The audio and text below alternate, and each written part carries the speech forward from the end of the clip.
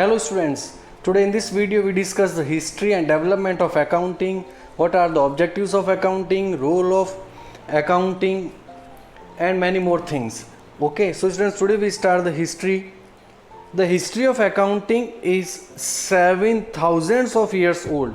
हमारी जो अकाउंटिंग की हिस्ट्री है कितना बैक है 7,000 ईयर्स बिफोर की history and can be trace to ancient civilizations, मतलब एशियंट सिविलाइजेशंस हम इसे फॉलो करते हुए आ रहे हैं.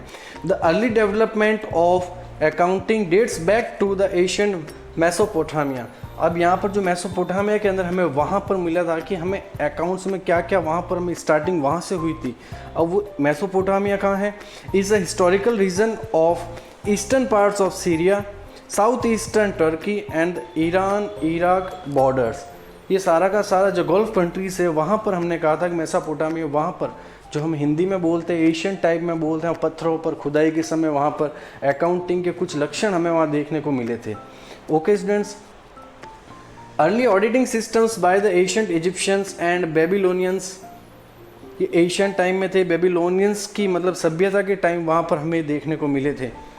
By the time of Emperor Augustus, the Roman government had the access to detailed financial information. Augustus जो एक रोमन एम्परर था उसके राज के अंदर वो पत्रों पर, उसने पत्रों से यूज़ लेता था, पत्रों पे वेट था, उसमें वहाँ पर काफ़ी कुछ डिटेल्स हमें वहाँ पर मिले थे अगस्तस के टाइम पीरियड के अंदर. Okay students, the first published book on a double entry book keeping system was the Summa de Arithmetica, Geometria, Proportion and Proportionality, Review of Arithmetic and Geometric Proportions. तो first double entry book थी, उसका name ये था. In Venice Italy in 1494 by Luca Pacioli. अब यहाँ पर students focus करना यही इम्पोर्टेंट है. सबसे पहले ये कब हुआ था? 1494 इटली वेनिस के अंदर. किसने लिखी थी? First time double entry system base पे बुक कीपिंग पे सबसे पहले अकाउंट्स की बुक में डबल एंट्री सिस्टम को किसने फॉलो किया था? लूका पेशियोली. और बुक का नेम आपको क्लियरली गिवन है. यहाँ पर बुक का नेम बहुत ही कम पूछा जाता है, नो चांस, बट यहाँ पर सबसे बड़ी फोकस है कि ईयर और कहाँ पर हुआ था. तो लूका पेशियोली एक द फादर ऑफ अकाउंटेंसी, इन्हें क्या बोला जाता है? Father of accountancy. Luca Pacioli was a Italian mathematician and writer. Students, एक मैथमेटिशियन बंदा था जिसने, देखो ये no doubt is a writer, it means is a teacher also. ये मैथमेटिशियन पढ़ाता था और ये बुक का नेम भी देखो मैथ से रिलेटेड है. सुमा de Arithmetica, Geometrica, proportion and proportionality.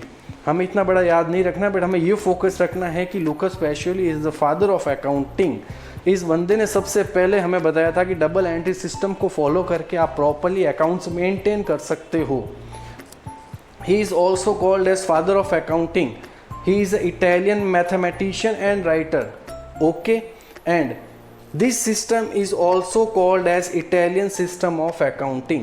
क्योंकि इटली के थ्रू था और वहाँ से इसने ओरिजिन हुआ था, तो उसके अकॉर्डिंग अब हम पिक्चर देख रहे हैं. ये हमारे फादर ऑफ अकाउंटिंग की है, लूका पेशियोली, 1445 to 1517. एंड देन जो बुक इन्होंने लिखी थी वो इस फॉर्मेट में आई थी जो आप पिक्चर यहाँ पर क्लियर दे रखे हो. Book Summa de Arithmetica, Geometrica, proportion and proportionality. Clear students? तो यहाँ पर इतना सारा आपको माइंड में रखने की रिक्वायरमेंट नहीं है. हमें सबसे पहले who is the father of accounting ये पता होना चाहिए, और जो बुक का नेम है जो आपको क्लियरली अगर ऑप्शन में आ जाता आप इजीली टिक कर सकते हो. And then year, and this system is also called as Italian system of accounting. Okay, और ईयर हमारे पास क्या है? 1494 में फर्स्ट टाइम वहाँ पर इन्होंने बुक पब्लिश की थी डबल एंट्री बुक कीपिंग पर. अब आप जितने भी आपके न्यू सब्जेक्ट है ये वाला अकाउंट्स का, तो आपको पता होना चाहिए कि ये कहाँ से फॉलो किया था. ये बुक सबसे पहले, हमारी बुक का नेम भी क्या है? Double entry system. Okay, then next in his book, इस बुक में उन्होंने क्या क्या किया? He use to present a popular terms of accounting, debit and credit. इसलिए इनको कहा जाता है फादर ऑफ अकाउंट्स. अभी हम पढ़ते हैं डेबिट क्रेडिट, सारा का सारा इनके थ्रू ही जनरेट किया हुआ था. मतलब 1494 से अभी तक हम डेबिट क्रेडिट रीड करते हुए आ रहे हैं. These were the concept used in the Italian terminology. ये सारी इटालियन टर्मिनोलॉजी है. डेबिट और credit word both are Italian. Debit comes from the Italian debito, which comes from the Latin debita and debitio, which means owed to the proprietor. मतलब ये Latin word थे, वहाँ पे debit और डेबिटो उनको convert करके डेबिट बन के फिर टर्मिनोलॉजी अकाउंट्स में इनको कन्वर्ट किया गया है। Credit comes from the Italian credito which comes from the Latin credo which means trust or belief in the proprietor owed by the proprietor. He used the details of memorandum, general ledger, specialized accounting procedures. It means अभी मैंने आपको पहले previous lecture में कहा था हम वहाँ पर रिकॉर्डिंग किस में करेंगे, जनरल, फिर और उन्हें क्लासीफाई किस में करेंगे, लेज़र में, और कुछ स्पेसिफाइड बुक्स के अंदर। तो ये सारा का सारा अकाउंटिंग प्रोसेस जो हमने रीड किया था वो सारा का सारा किन के थ्रू था, लुका पैसियोली के थ्रू ही जनरेट किया हुआ था। तो हम जो भी कुछ रीड करने वाले अकाउंट्स की बुक वो सारी की सारी किस पे बेस्ड है, फादर ऑफ अकाउंट्स के थ्रू ही बेस्ड की गई हैं। The first professional organization for accountants were established in Scotland in 1854, starting with the Edinburgh Society of Accountants and the Glasgow Institute of Accountants and Actuaries। First देखो जो professional body जैसे कि India में है ICI, institute of chartered accountants of India, वैसे देखो first professional body setup कहाँ हुई थी, स्कॉटलैंड में, कि हाँ भैया अकाउंटेंट भी कुछ होता है प्रोफेशनल नॉलेज के लिए, तो अकाउंटेंट को अपॉइंट करना होगा तो कोई ना कोई प्रोफेशनल बॉडी होनी चाहिए जहाँ से सर्टिफाइड बंदा ही हमें एज ए अकाउंटेंट प्रूफ होगा। ओके, इस्टेब्लिश कब हुआ था, 1854 में। Okay, the members of the organization could call themselves as chartered accountants, CA। वहाँ से जो मेंबर बनेगा, जो वहाँ से डिग्री लेगा, उसे हम क्या बोलेंगे, CA। देखो सबसे पहले स्कॉटलैंड में बॉडी बनी थी प्रोफेशनल, और 1494 में लुका पैसियोली के थ्रू डबल बुक कीपिंग पे एक बुक पब्लिश की गई थी। नो डाउट ही इज़ अ मैथमेटिशियन, पर देखिए कोई कहता है कि अकाउंट्स के अंदर मैथ्स होती है, मैथ्स बिल्कुल भी नहीं होती स्टूडेंट्स, ओनली प्लस माइनस और परसेंटेज तक ही मैथ्स है। हमारी अकाउंट्स मैथ्स से बिल्कुल डिफर है, मैथ्स का कुछ भी लेना देना नहीं है। ऐसा नहीं कि आपके 10th में मैथ्स में बहुत अच्छे मार्क्स है तो आप 12th में बहुत अच्छे, नो डाउट वो कैलकुलेशन में काम आएगी, only plus minus in rupees में, कहीं परसेंटेज कैलकुलेशन करना हो या कहीं ऐड और कहीं लेस करना हो, बस वहीं तक। Okay, then what are the objectives of accounting? First is maintenance of the records of the business transaction, to keep the systematic and complete record of the financial transaction in the books of accounts according to the specified principles and rules to avoid the possibility of omission and fraud। सबसे पहले आपके जो भी business transaction होंगे उनको as a record maintain करने में हमें हेल्प करेगी। Second, calculation of profit and loss, हम इजीली कैलकुलेट करेंगे अगर हम अकाउंटिंग फॉलो करते हैं तो हमें पता चलेगा हमारा बिजनेस प्रॉफिट में है या फिर लॉस में। To ascertain the profit earned or loss incurred during a particular period which further help in knowing the financial performance of a business। Third, determining the financial position। Financial position हमारी balance sheet हमें show करती है कि आज हमारी financial position क्या है। मैंने कहा था फाइनल अकाउंट्स के अंदर हमारे पास आता है trading account, P&L account and balance sheet.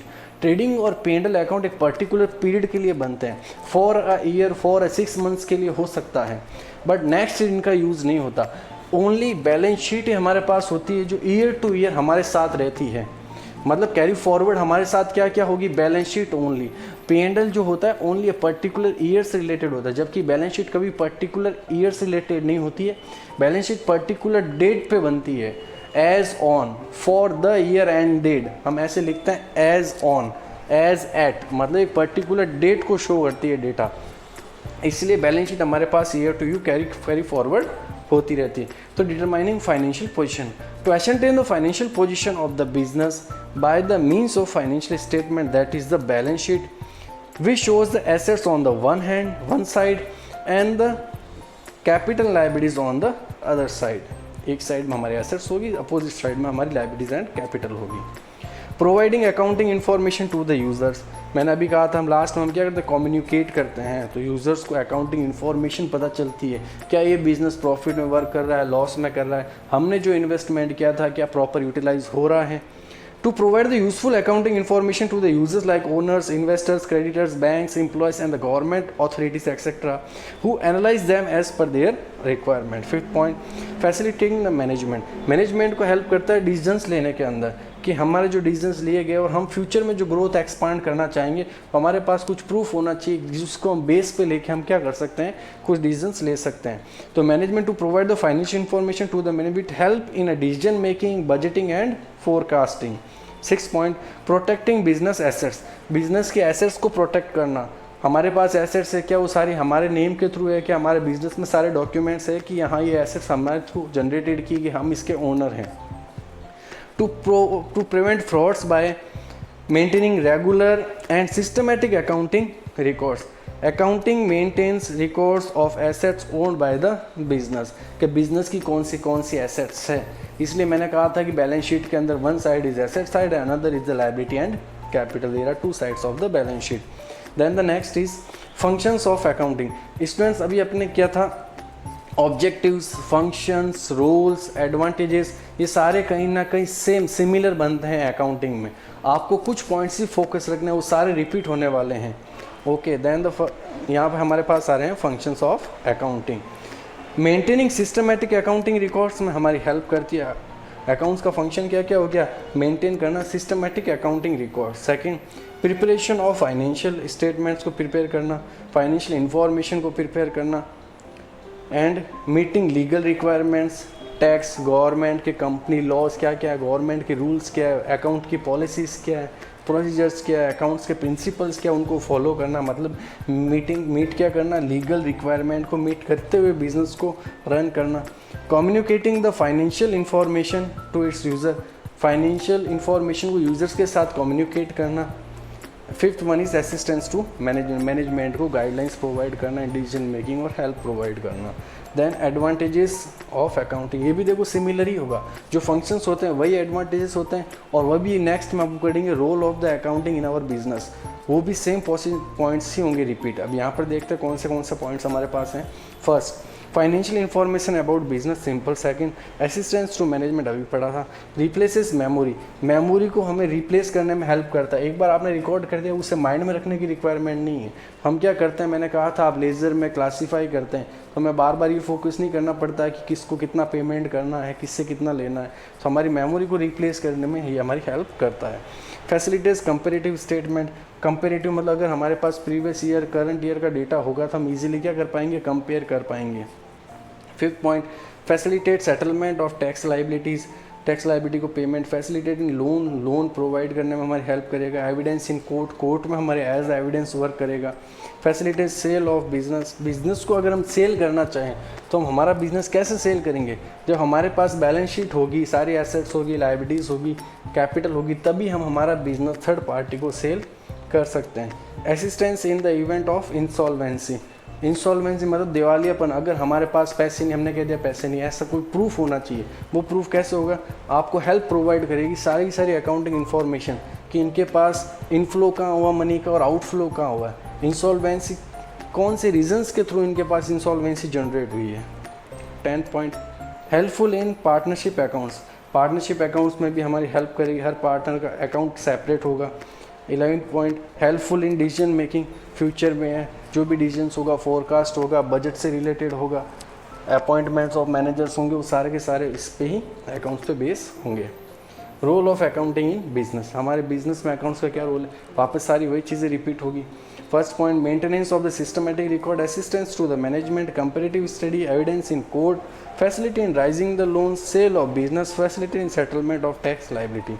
तो ये हमारे रोल, एडवांटेजेस, फंक्शंस, ऑब्जेक्टिव्स कहीं ना कहीं जाके सिमिलर होते हैं, इसलिए मैंने सारे पॉइंट्स एक साथ क्लियर किए हैं। और फर्स्ट को मैंने ऑब्जेक्टिव्स को प्योरली आपके सामने डिटेल में डिस्क्राइब किया और रिमेनिंग को मैंने ओनली पॉइंट के थ्रू ही फॉलो अप किया है।